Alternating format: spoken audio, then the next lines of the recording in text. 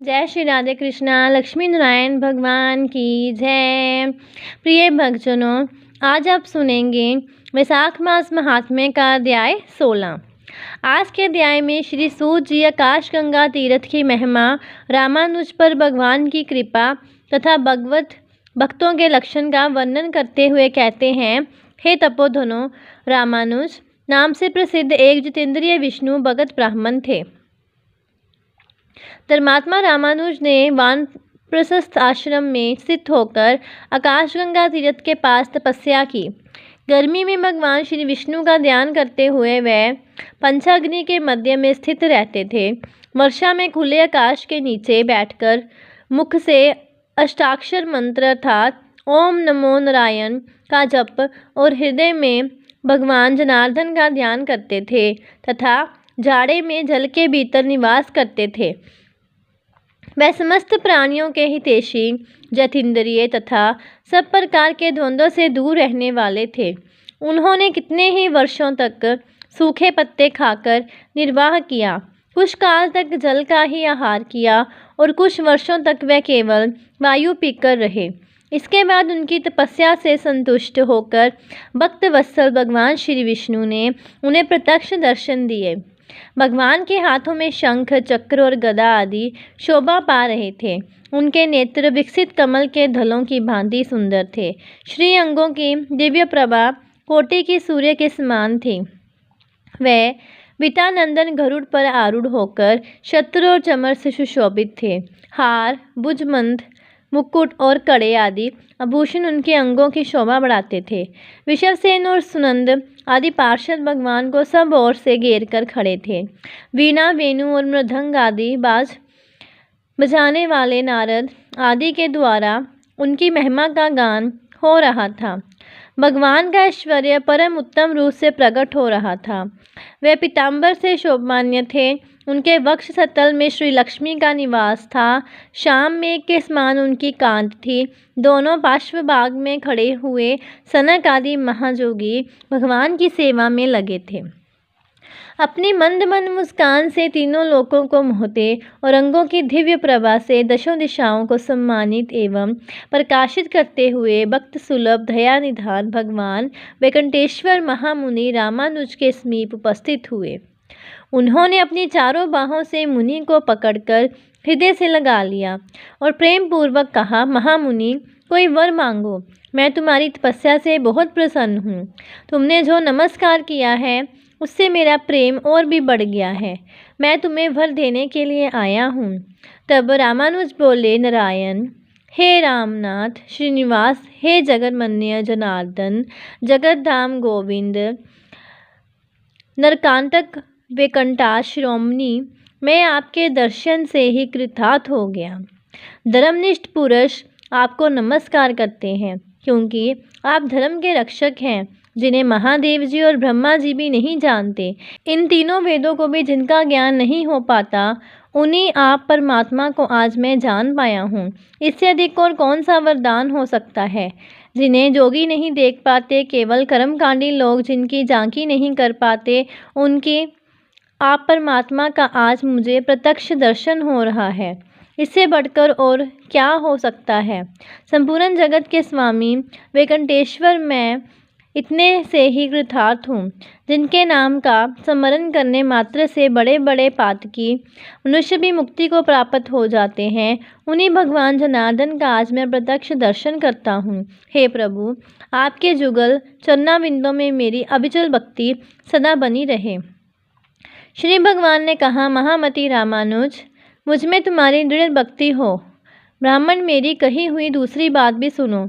जब सूर्य मेष राशि पर जाते हैं, उस संमित्रा नक्षत्र से युक्त पूर्णिमा होने पर जो लोग आकाश गंगा में स्नान करते हैं, वे पुनरावृत्ति रहित परम धाम को प्राप्त होते हैं।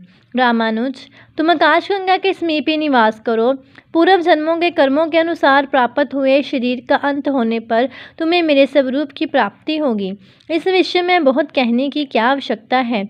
आकाशगंगा के शुभ जल में जो कोई भी स्नान करते हैं, वह सभी उत्तम भगवत भक्त हो जाते हैं। रामानुज ने पूछा, भगवान, भगवत भक्तों के लक्षण क्या हैं?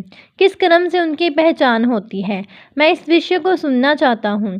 तो भगवान श्री वेंकटेश बोले, मुनि श्रेष्ठ, तुम भगवत भक्तों के लक्षण सुनो, जो समस्त प्राणियों के हितैषी हैं, जिनमें दूसरों के दोष देखने का स्वभाव नहीं है, जो किसी से भी वैर नहीं रखते और ज्ञानी तथा शांत चित्त हैं। वह श्रेष्ठ भगवत भक्त हैं जो मन, वाणी और क्रिया द्वारा दूसरे को पीड़ा नहीं देते और जिनमें संग्रह करने का स्वभाव नहीं है, तथा उत्तम कथा सुनने में जिनकी सात्विक बुद्धि संलग्न रहती है, तथा जो मेरे चरण बिंदों के भक्त हैं, जो उत्तम मानव माता पिता की सेवा करते हैं, देव पूजा में तत्पर रहते हैं, जो भगवत पूजन के कार्य में सहायक होते हैं और पूजा होती देखकर मन में आनंद मनाते हैं। वह भगवत भक्तों में सर्वश्रेष्ठ हैं, जो ब्रह्मचारियों और सन्यासियों की सेवा करते हैं तथा दूसरों की निंदा कभी नहीं करते, जो श्रेष्ठ मनुष्य सबके लिए हितकारक वचन बोलते हैं और जो लोक में सद्गुणों के ग्राहक हैं, वे उत्तम भगवत भक्त हैं, जो सब प्राणियों को अपने समान देखते हैं तथा शत्रु और मित्र में संभाव रखते हैं, जो धर्मशास्त्र के वक्ता तथा सत्यवादी हैं और जो ऐसे पुरुषों की सेवा में रहते हैं, वे सभी उत्तम भगवत भक्त हैं। दूसरे का अभ्युदय देखकर जो प्रसन्न होते हैं तथा भगवत नामों का कीर्तन करते रहते हैं और जो भगवान के नामों का अभिनंदन करते उन्हें सुनकर अत्यंत हर्ष में भर जाते हैं और संपूर्ण अंगों में रोमांचित हो उठते हैं, जो अपने आश्रम उचित आचार के पालन में तत्पर, तिथियों के पूजक तथा वेदार्थ के वक्ता व उत्तम वैष्णव हैं, जो अपने पढ़े हुए शास्त्रों को दूसरों के लिए बतलाते हैं और सर्वत्र गुणों को ग्रहण करने वाले हैं, जो एकादशी का व्रत करते हैं, मेरे लिए सत्कर्मों का अनुष्ठान करते रहते हैं, मुझ में मन लगाते हैं, मेरा भजन करते, मेरे भजन के लिए ललायत रहते और सदा मेरे नामों का स्मरण में तत्पर होते हैं, वह उत्तम भगवत भक्त हैं। सद्गुणों की ओर जिनकी स्वाभाविक प्रवृत्ति है, वह सभी श्रेष्ठ भक्त हैं। तब ऋषियों ने पूछा, भगवान, दान किसको देना चाहिए और दान का समय कौन सा है? श्री सूत जी बोले, दिवंजवरो, नपुंसक, पुत्रहीन, पाखंडी, वेद वेताओं तथा ब्राह्मण से द्वेष रखने वाले और अपने वर्णाश्रम उचित कर्म का त्याग करने वाले पुरुष को दिया हुआ दान निष्फल होता है, जो प्राय स्त्रियों में आसक्त है, दूसरों के धन का जिसके मन में बड़ा लोभ है तथा जो गीत गाने वाला है, ऐसे ब्राह्मण को दिया हुआ दान निष्फल होता है, जिसके मन में दोष दर्शन का भाव भरा है, जो कृतज्ञ और मायावी है, जिसमें ज्ञान का अभाव है, जो सदा भीख मांगने वाला है, हिंसक है, जो नाम विक्रय, वेद विक्रय, स्मृति विक्रय तथा धर्म विक्रय करने वाला है और दूसरों को स्थाना ही जिसका स्वभाव बन गया है, ऐसे ब्राह्मण को दिया हुआ दान भी निष्फल होता है। जो कोई भी पाप में संलग्न रहने वाला है, उनसे ना तो कुछ लेना चाहिए और ना उन्हें कुछ देना ही चाहिए। उत्तम कर्म में तत्पर क्षत्रिय, अग्निहोत्री, जीविकाहीन, दरिद्र तथा कुटुंबी ब्राह्मण को दान देना चाहिए। जो देवताओं की पूजा में लगा रहने वाला और पुराणों की कथा बाजने वाला है, ऐसे ब्राह्मण को उनमें भी प्राय जो दरिद्र हो उसे दान देना उचित है। पाखंडी, पति संस्कार, भ्रष्ट, वेद बेचने वाले, कृतज्ञ तथा पापरायण ब्राह्मण को कभी प्रणाम न करें। जो स्नान कर रहा हो, जिसके हाथों में समदा और फूल हो, जिसने जल पात्र ले रखा हो तथा जो भोजन करता हो, ऐसे व्यक्ति को प्रणाम ना करें। जो कलह प्रिय, अत्यंत क्रोधी, दमन करने वाला, जन समुदाय के मध्य स्थित, भिक्षाधारी तथा सोया हुआ हो, उसको भी प्रणाम ना करें। रजस्वला, व्यभिचारिणी, सूतिका, गर्भपात कराने वाली, व्रतनाश करने वाली तथा अत्यंत क्रोध में भरी हुई स्त्री को कभी प्रणाम ना करें। जो श्राद्ध के नियम में नियुक्त हो, देवताओं की पूजा कर रहा हो अथवा यज्ञ एवं तर्पण कर रहा हो, ऐसे पुरुष को कभी प्रणाम ना करें। यदि श्राद्ध के लिए कोई सुपात्र ब्राह्मण ना मिले तो केवल सूत काटकर, जनेऊ आदि बनाकर जीविका चलाने वाले सदाचारी एवं पुत्र ब्राह्मण को पुत्रवान ब्राह्मण को श्राद्ध के लिए निमंत्रित करें। यदि वह भी ना मिले तो पुत्र को या छोटे भाई को अथवा अपने को ही श्राद्ध में नियुक्त करें। पुत्रहीन ब्राह्मण को किसी प्रकार भी श्राद्ध के लिए नियुक्त ना करें। पूर्व काल में श्री वत्स गोत्र में उत्पन्न पद्मनाभ नामक एक जितेंद्रिय ब्राह्मण था। वह दयालु, उपवासशील, सत्यवादी, सब प्राणियों को अपने ही समान देखने वाला तथा विषय कामना से रहित था। सब भूतों का हितैषी मन और इंद्रियों को वश में रखने वाला और सब प्रकार द्वंद्वों से रहित था। कितने ही वर्ष तक वह सूखे पत्ते चबाकर रहा और कुछ काल तक केवल जल पीता रहा। फिर कई वर्ष तक उसने केवल वायु का आहार किया। इस प्रकार महामुनि पद्मनाभ ने 12 वर्ष तक कठोर तपस्या की। इसके बाद भगवान श्री लक्ष्मीपति ने पद्मनाभ की तपस्या से संतुष्ट होकर उन्हें प्रत्यक्ष दर्शन दिया। श्रीहरि ने अपने हाथों में शंख, चक्र और गदा आदि को धारण किया था। उनके नेत्र खिले हुए कमल दल की भांति शोभा पा रहे थे और श्री अंगों की कांत कोटि कोटि सूर्य को भी लज्जित कर रही थी। पद्मनाभ ने आँख खोलकर शंख चक्रधारी शांत स्वरूप करुणा सागर वैकुंठनाथ भगवान श्रीनिवास का दर्शन किया। उन्हें देखकर मुनि ने उनकी स्तुति की। चक्र तीर्थ निवासी पद्मनाभ मुनि के द्वारा इस प्रकार स्तुति की जाने पर परम ऐश्वर्यशाली विश्वरूप दयानिधान वैकुंठनाथ भगवान श्रीनिवास जी बहुत संतुष्ट हुए और बोले, हे महाभाग, तुम मेरे चरणाविंद के पूजक हो। हे द्विजश्रेष्ठ, इस चक्र तीर्थ तट पर मेरी पूजा करते हुए तुम एक कल्प निवास करो। ऐसा कहकर भगवान वहीं अंतर्ध्यान हो गए। तब से परम बुद्धिमान पद्मनाभ मुनि चक्रती के किनारे निवास करने लगे। कुछ काल के बाद वहाँ एक भयंकर राक्षस आया। वह क्रूर क्षुधा से पीड़ित होकर नारायण परायण पद्मनाभ मुनि को अपना ग्रास बनाना चाहता था। उसने बड़ी तेजी से ब्राह्मण को पकड़ लिया। तब उन्होंने शरणागतों के रक्षक दयासागर चक्रपाणि श्री नारायण को पुकारा और बार बार ऐसा कहा, प्रभु रक्षा कीजिए, रक्षा कीजिए। हे वैकुंठेश, हे दया सिंधु, हे शरणागत पालक, हे पुरुष सिंह, मैं राक्षस के वश में आ गया हूँ, मेरी रक्षा कीजिए। हे लक्ष्मीकांत, हे दुखहारी हरि, हे विष्णुदेव, हे वैकुंठनाथ, हे गरुड़ ध्वज, अपने ग्राहक के चंगुल में फंसे हुए गजराज की जिस प्रकार रक्षा की थी, उस प्रकार राक्षस के आक्रमण से दबे हुए मुझ भक्त की भी रक्षा कीजिए। हे दामोदर, हे जगन्नाथ, हे हिरण्यकशिपु दैत्य का मर्दन करने वाले नरसिंह प्रहलाद जी की भांति मैं भी राक्षस के द्वारा अत्यंत पीड़ित हूँ, इसलिए उन्हीं के समान आप मेरी भी रक्षा कीजिए।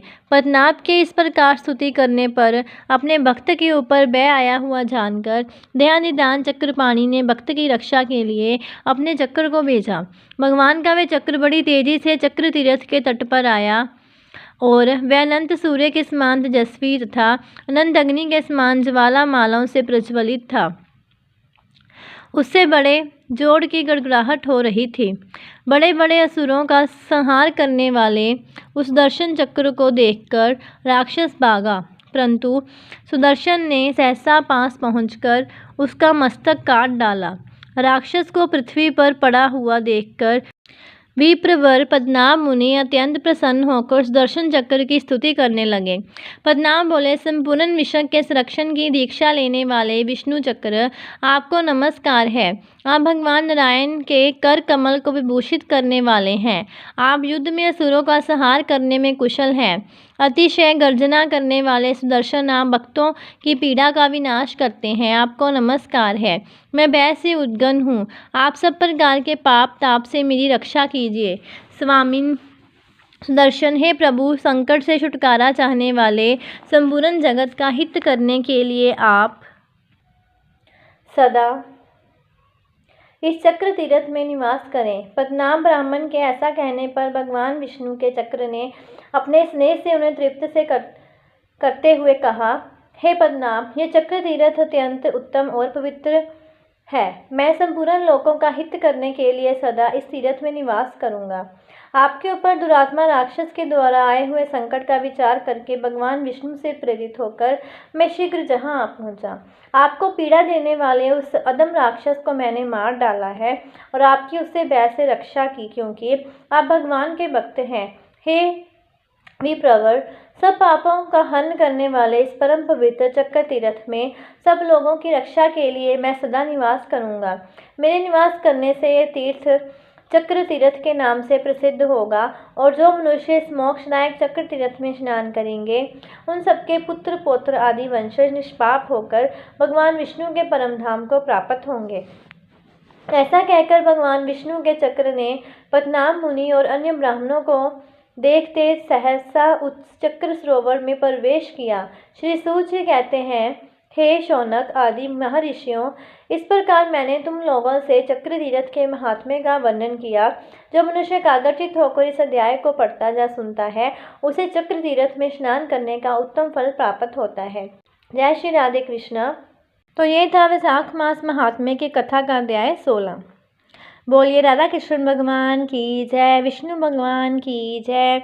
ऐसी और कथाएं श्रवण करने के लिए और जानकारी प्राप्त करने के लिए चैनल को सब्सक्राइब करें और वीडियो को ज़्यादा से ज़्यादा शेयर करें। जय श्री राधे कृष्ण।